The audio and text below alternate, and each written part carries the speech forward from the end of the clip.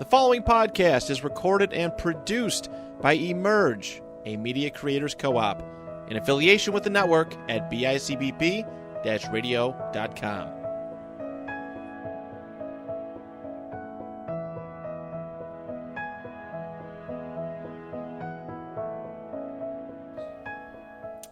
Good morning and welcome to Conversations with CASE. CASE is the coalition of agencies serving the elderly. We are an organization that next year will be celebrating our 40-year anniversary. It is an organization, all of various organizations and agencies throughout Niagara County that help people, primarily the elderly, in various ways such as home care, healthcare facilities, and such. Each week we bring you different guests who are members of our CASE organization, and today I'm very excited to bring you two representatives from Elderwood residents at Wheatfield. We have Tammy, Ooft, and Destinie Hilliard here with us today. So welcome, ladies. Hi, thank you. We're excited to be here. Wonderful. This is my first time having two guests, so I'm going to try and make it work properly. So, Tammy, why don't you start off with telling us a bit about Elderwood, what you do, and what you'd like the group to know. Sure. I'm the administrator for Elderwood residences at Wheatfield. So we are independent living, which is 55 and older. We have a main building with 50 apartments surrounded by 48 patio homes. We have a formal dining room, cafe, hair salon, library. It's a beautiful place, and like I said, we have the patio homes as well. We are independent living, and that's the main building with the patio homes, and we share a campus with assisted living. We also have subacute rehab and skilled nursing. So we are a campus, and so a lot of our residents do age out and go over to assisted living or to skilled nursing, and when they do need rehab, it's really nice and convenient for them to have it right there on campus. Yeah, I was actually going to ask that question with so many different. I was familiar with the assisted living and then the nursing home. I never knew about the independent living until I was part of CASE, met you. And I don't know if you remember, probably one of the first times I went in there, I said, I want to live here. Yeah. That's a great facility. A lot of people say that. Yeah, it's a wonderful, wonderful facility. And I have to say every time I'm in there, which is often because you are so gracious in hosting CASE there often, that people just seem happy. I don't see all of your residences, but everyone seems happy, and that's a great thing. You know what? I thank you for mentioning that, because that, to me, that's the thing that we're the most proud of. We get that all the time. Like, as soon as you walk through that door, it's so welcoming. It's friendly. Yep. Everybody's smiling. Yeah. And that's what we really try hard to do. We're family, yes. and that's how we act. And I love that, because we have a beautiful community. We have a lot of great programs, but truly what sets us apart are the people. Yeah. The residents are amazing, and the staff that we have love working there. Like, they want to be there. Yeah. And that makes a difference. And to be able to go to work every day and feel like you can make the difference in somebody's life, like yes. that's huge to me. And I love that. Yeah, I agree with that, and there's certainly, I've had several different, places that I've worked in my career. My career has been wonderful, but this is the first time I've worked where I feel that we as an organization, and I'm sure you, make such an impact on people, and there's a real difference. And the type of work that we do, it's different, but it's the same. We're working with the elderly, the vulnerable. Yep. You have to like what you do. You have to. Absolutely. Honestly, I love it. Like, I wouldn't want to do anything else ever. It's the best job I've ever had. I love it. I love our residents.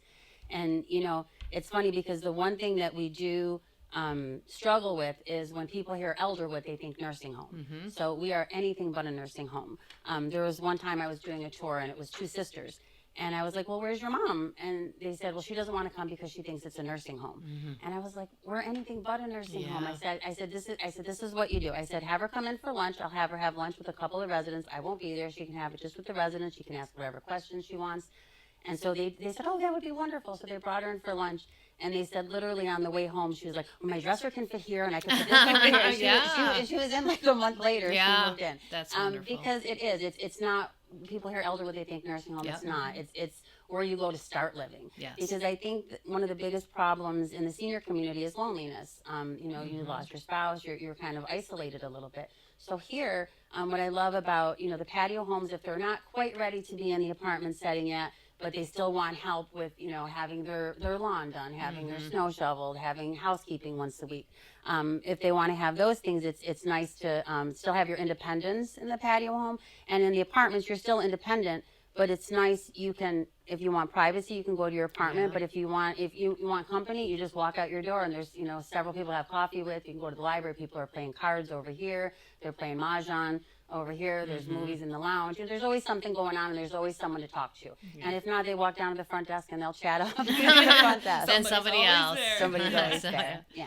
So, Destinie, what again, I've started working with you now that you're at Elderwood, or you have been for some time, and tell us a bit about what you do and how you came about being at Elderwood. Okay, so my journey started at Elderwood about 8 years ago, almost 9. Oh my goodness. So I started when I was 16, 17 years old. Oh. Yes, and I started actually in dietary.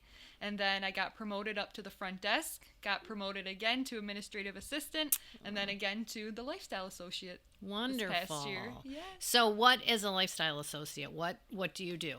So what I do is I'm usually the first person you speak to when you want to set up a tour, and then I'm there with you every single step of the way. Yeah. So I help you with your note cards for change of address. I'll help you with recommendations for different movers.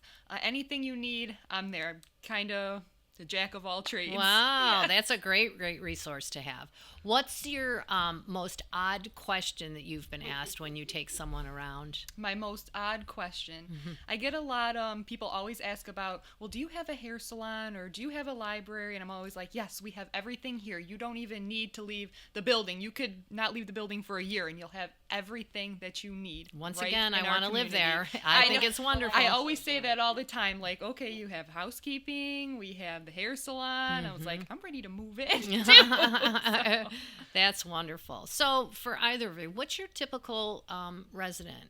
How do you find your residents? I mean, these types of, podcasts and marketing, I'm sure, but where do you find them and what is your typical? We do no advertising. We really don't. We're all word of mouth. And I think that really speaks volumes for who we are, because we have, right now we're at 100% occupancy, and we have a full waiting list. Destinie if there's one down, Destinie, she's on it. She doesn't sit.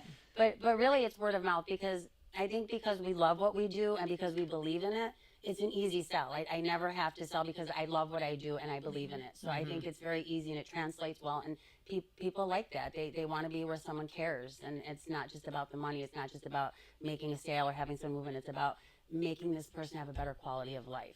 And I think that's so important. And we don't stop when it's time to go, because there comes a time when it's time to transition maybe to a higher level of care. And that's never easy. But I am a strong advocate for keeping people in their homes as long as possible. And that's where, with Heart really, really, benefited us with that, because there's just so many wonderful caregivers that allow people to remain in their home longer. And I always let people know, you have options. I want people to know you have options. There's always something else you can do. Don't feel like you have to do one thing. And I always invite people to come and talk about it. Even people, honestly, people that maybe were not in their budget and they can't afford us, I still help them to try to find somewhere else, or refer them to one of our other places that are more economical or better suited for them. But I don't leave it at that. Like, I care about the person. It's not just about a sale to me. And I think that translates well. So we really don't do advertising. No, it's wonderful. And you said an important word, advocate. And you advocate for your people. And I think in whatever you do, you have to have people to advocate for you. And if there are people that certainly can get lost in the shuffle, it is the elderly, it is the vulnerable, and that is so important. So they're very, very lucky to have you. Aside from, which is not part of this conversation, any kind of costs or anything, but are there ever people that come through and want to be there, and they can certainly resource-wise, financially take care of it, but you don't accept them?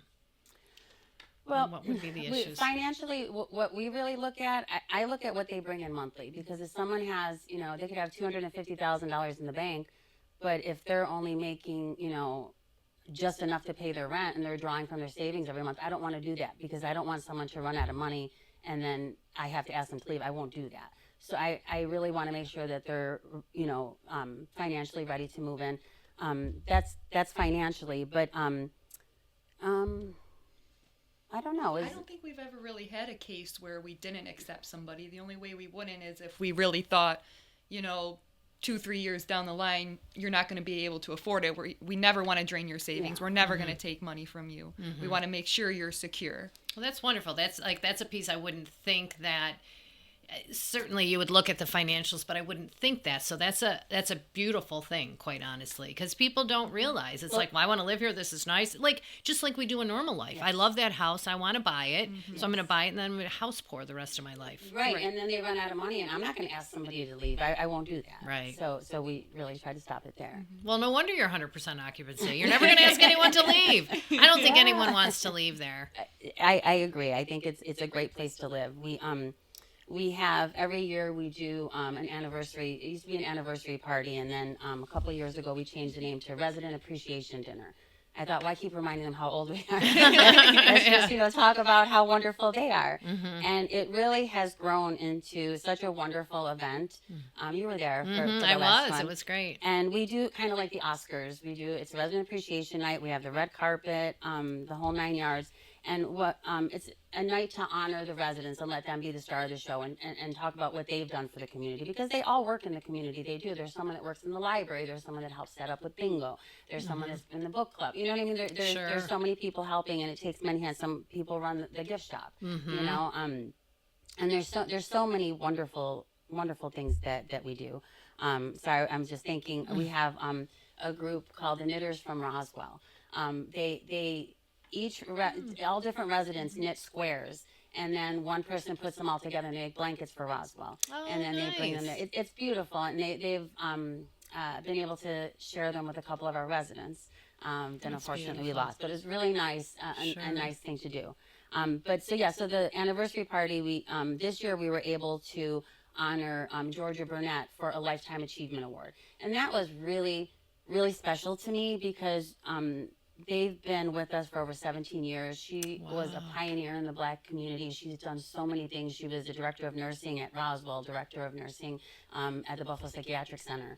Her credentials were just incredible. So to be able to honor her and give her a Lifetime Achievement Award, that was amazing. And we're already working on who it is for next year, and just so excited. So I think myself, thinking of a community such as yours, or any community where you service the elderly, you wouldn't think that all those things go on. I guess that's what I'm trying to say. I know that we've done some things together, Heart has, but one cute story that comes to mind is you hosted a breakfast to benefit Heart at your community, and we had some baskets and auctioned them off, and there was one particular gift that apparently a lot of the residents wanted, and one of my team members won it. So that team member gave it to your resident, which that person thought it was the best thing since sliced bread. But the next time I went back to Elderwood, I was there for a meeting. That person came over to me and she said, "Let me show you where we put this." And it was in the room. It was just the sweetest thing. So I went back and told the girl who had given it to them. So they talk about that. That was really nice that they did that. Yeah. But I think that's the piece. And I would think, Destinie, you've seen it since you've been there, since you were, 16, 17. Yes. Just all the activities and all the growth. I mean, we say growth, we think of young people. Everybody grows, correct? Well, we used to be 62 and over, and we changed that a few years ago to 55 and over. Oh, Lord. So, I know. But I think we do go the extra mile. There was one of my favorite residents. His name was Fred. His birthday was on leap year, and I always remember thinking, "Oh, when it's leap year, I got to remember, to celebrate his birthday." And so actually, the year this past year, we got a big cake for him, and he was 92, so we wrote "Happy 23rd birthday," and it was actually in the newspaper. But his son had called me and said he was so excited. He couldn't stop talking about it. He said it was the best birthday he ever had. It was really special. And this particular resident, he was also gifted a blanket from Roswell. But his son would handwrite him a letter every week. So every week, the resident would bring me this. I got another letter from Peter, and so he would show it to me. So it was. I mean, it was great fun to just read all the things. And all he pretty much said what he did during the day. Oh, I got a new snowblower, and I'm doing this, and I got these plaques for the garage. And you remember that gas station you took us to when we were little? Well, that's what this one is from. It was just so nice, and he was so excited to share that with me. And unfortunately, we lost Fred this past year. And when we had our resident appreciation night, his son actually came from Ohio, and he's a very important businessman. But he came and he wanted to talk to our community and just tell them how much Elderwood meant to his dad. And that was really special to me. Absolutely, absolutely. That's what makes the world, you know. Yeah. I worked in higher education for quite a number of years, and I've worked in the development field. And we often used to say about that it's a lifestyle. It's not just a job, it's a lifestyle. And I think exactly what you guys do. It's a lifestyle. And again, anytime you're working with human beings, that's what it becomes. Yep. What do you have, male, female? Do you have to have certain amounts in your community? No. Just whatever? No, we have 1 and 2 bedroom apartments. No one shares. So how does it fare now? What do you have, more males or females? More females, Yeah. but maybe like 70-30, 60-40. Is that a norm? Like, just curious. Yeah, it's We yeah. always Does definitely it? have Yeah, more there's always women more. than men. But, Really? Yeah. And but why we get the is that? guys involved a lot. They have the gentlemen's coffee time now, Yeah, and they all they get do. together every Tuesday, and they'll go on different trips together. And So having said that, now many of your residents in your community, do they have their own vehicles? Do they come and go yeah. as they please? Absolutely. Yeah, because it's just like apartment living. The patio homes have a attached garage. Mhm. So most of the patio home residents and a lot of the apartment residents drive. So what we do is we provide services that as you age are very helpful. Like as people age, they might not want to drive anymore. So there's some people, they'll keep their car for a little while and then they get rid of it because they realize they don't really need it. I mean, we have transportation for doctor's appointments, Monday, Tuesday, Wednesday. They just call the front desk. We set it up for them. They pick them up, drop them off. That's wonderful. That works out well. We have housekeeping once a week. We have transportation to grocery stores, Wegmans and Walmart on Wednesdays, Tops and errands. Errands could be the drugstore, the liquor store, wherever they want to go. Priorities, But, yes. Priorities. We do have happy hour every Casino. Friday. Casino. Casino's on there. You better Yeah. believe it's on there. And we do have happy hour every Friday. It's a lively bunch. Yeah. They're a fun group. Yeah. They really are. Well, I'm sure, sitting here with you and with you, that's got to be part of the reason it's a fun group, because you guys are fun. I mean, I've worked with you for a while now. We have a great team. We do. I'm really excited about the team we have right now. It's the best we've had, and I feel like we are really making a difference, and I'm so excited about that. Yeah. One story I wanted to share. Last Thanksgiving, Amy, one of our administrative assistant, she said, I don't have plans till later on Thanksgiving, so if you need me for anything. And I said, yes, actually. I said, what? So in our community, the people that live in apartments, dinner is included in the rent, so they come down to dinner every day. The patio home residents, they can come to dinner anytime they want. They just sign the check and it's added to their bill. So the It's patio like a home country residents, club. right? Yes. Yeah, yeah. So the patio home residents don't usually come in unless they get their mail, and every so often. So with the apartment people, I know they're coming down for dinner. They have contact every day. So I asked her if she would call each of the patio home residents, just wish them a happy Thanksgiving, find out if they're eating or not. If they're not, make sure either invite them over or send them some dinner so they have dinner. And she stayed an extra hour over, and she said, I cried. So she goes, so many people just cried. They were so happy that we thought of them. She goes, it was my best Thanksgiving ever. She goes, what it meant to those people and to be able to do that. And Yeah. that's community. Yes. That's community. Yes. Yeah. That's what it's all about. Yeah. So one of the questions I often ask difference is what makes you guys different. And I mean, you guys make your place Yes. different, but the people living there as well. Yep.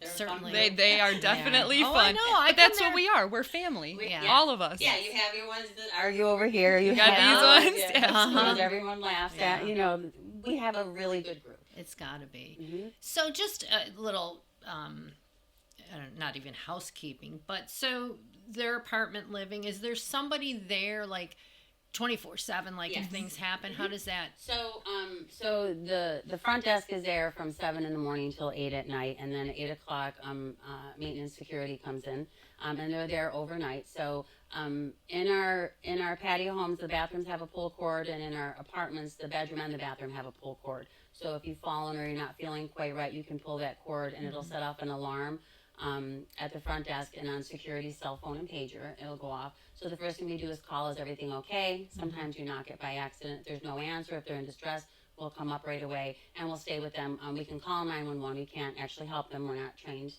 medically. So we call 911 and we sit there with them.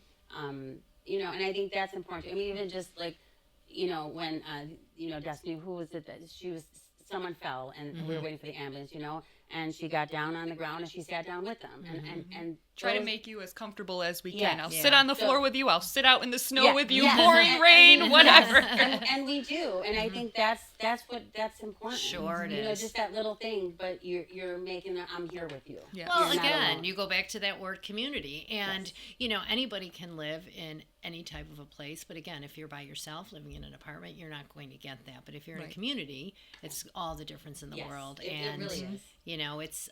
it's interesting. My parents are both gone and left too early, but right before my mom passed away, we were looking at moving her into, and we weren't going to do a facility. She wasn't quite ready for that, or a community. She unfortunately passed before we could, but it was tough at that point to even think to move her into some kind of a community or Sure. independent living like that. Right. It wasn't her home. Well, and that's the difference that I think I would really like people to take away more than anything, is that we're not a nursing home. It's a vibrant community.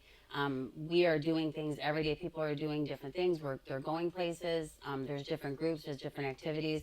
We do exercise 3 times a week, exercise class, which is great. I tell you, I taught it for a little while when we didn't have an activities director. And when I stopped, I noticed You it's do, quite a workout. This is a workout. Sure. So I'm sure. it's not a nursing home. It's anything but. This is when you and this is what I come. This is when you start to live. Yeah. Because you have all this freedom and you can do Yeah, it. So you come check us out. Come have lunch with us. Yeah. Yeah, for sure. I have to say, I do love your place. So transition into Case. I make the joke about Case, and this is why these podcasts are all sponsored by, per se, Case, which is the Coalition of Agencies Serving the Elderly. And I just talked about it in our board meeting yesterday. Tammy happens to be a member of the Heart Board. Yes.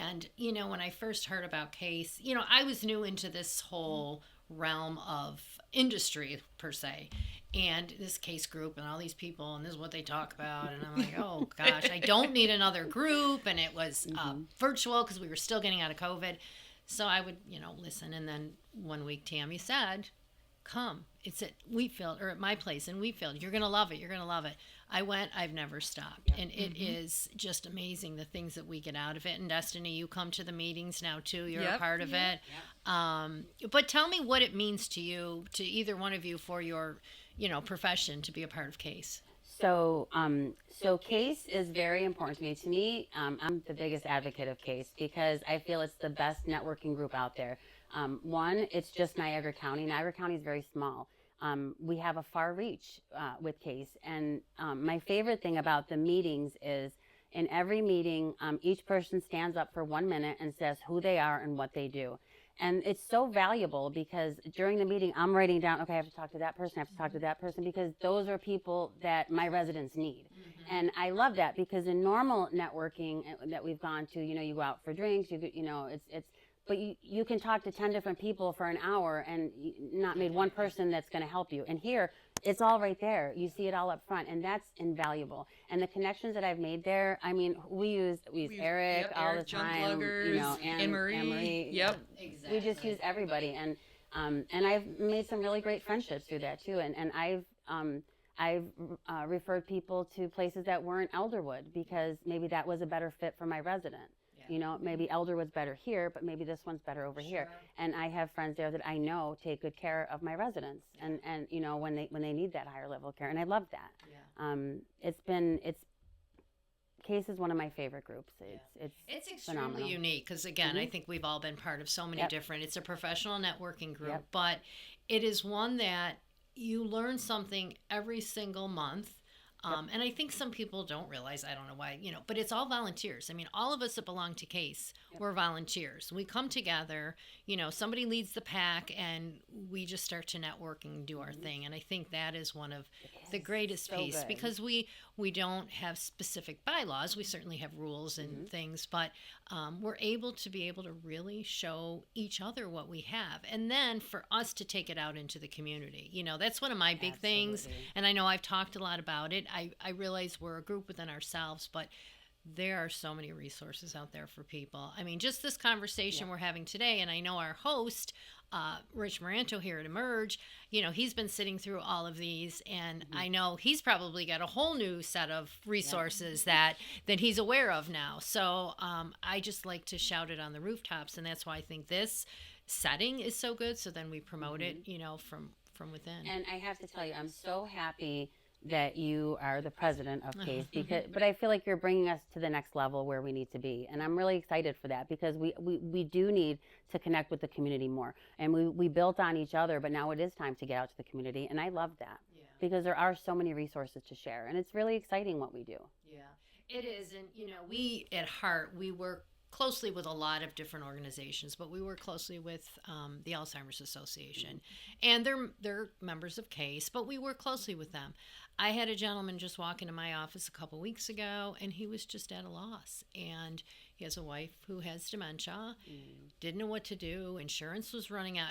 All these questions that I certainly didn't have the answers to, but I had enough resources in my back pocket from people I met through CASE or through the networking that I was able to assist him. And he actually stopped yesterday, because I then told him about another support group that he was going to. So it really, it makes a difference, but it only makes a difference if we then share those resources. And I sometimes find myself, I need to give everybody, in the office a list of those so that people know, who to go to. And I hope to, as we move along with CASE, and we, our website is great, but we want to make it a bit more interactive so that we're able to actually click on Elderwood Residences at Wheatfield and click on the podcast and take it to the website and the podcast, and so that people can see it when they're looking at that. I was chatting with a woman. There's a couple different groups that play pickleball at our offices are located at the Presbyterian Church in Lewiston. So they play pickleball like every day of the week, and people think it's the greatest thing. But one woman in particular, I was chatting with her, and she has known Patty, our chairperson of our board, for a long time, and she knows the family. But anyway, she listened to the podcast that Patty and I did, and she said, I learned things that I did not know about Heart. Like, I didn't know this, I didn't know that. So just like we're doing today. I mean, I'm learning things, I don't know all those things. So I think it's a great resource. What do you find to be the most important thing that you do when you're meeting with potential residents? The most important thing I feel is to just make them feel at home, make them feel peace and welcome, because that's what we are about. We're about family and being all together. I always say I love going to work. It's not, I got to go to work. It's like, yes, I'm going to work. Like I have 50 grandmas and grandpas all the time. Like, it's even staff too, their family too. Like, sure. Yeah, you can't beat that. We really have something special. We do. That's really real. do. Well, you can tell by what you guys do. Favorite stories from residents? Any others? You've shared some? My favorite thing is we had a resident a few years ago. He's since passed. His name was Eric. And I remember when I worked in the kitchen, every day at lunchtime, he would have a different story from his childhood to tell. So I always like listening to their different stories, or when they bring out different photos and the photo albums. I always love learning about their lives, hearing their stories, because that's them. That's what makes them who they are. Sure. So that's always my favorite thing, is getting to learn about them. Because we can learn so much. Yes. So much. Yes. How about you, Tammy? I have, Fred was one your of my all-time favorite stories with his with the letters every week.